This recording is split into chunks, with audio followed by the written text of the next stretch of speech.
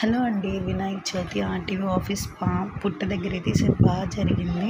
తాతయ్య లేని లోటు అన్నయ్య తీర్చాడు. అందరం కలిసి అన్నదానం చేసుకొని హ్యాపీగా చెట్ల కింద కూర్చొని తిని భలే అనిపించింది. ఫైనల్‌గా వినాయకుడైతే వాళ్ళ అమ్మగారి దగ్గరికైతే వెళ్ళిపోయాడు. ఆ గుడిలో చెట్ల కింద కూర్చొని అలా తిని మాట్లాడుకుంటూ ఒకరినొకరు పలకరించుకుంటూ భలే సంతోషంగా అనిపించింది.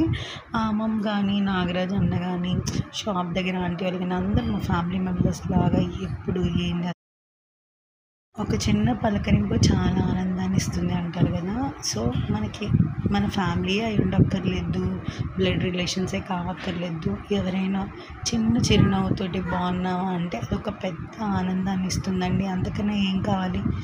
ఇలా అయితే వినాయక చవితి అయిపోయింది. జరిగింది. నాకైతే నచ్చింది. మీ ఏరియాలో ఎలా చేశారో కూడా కామెంట్ చేయండి. Thank you for watching.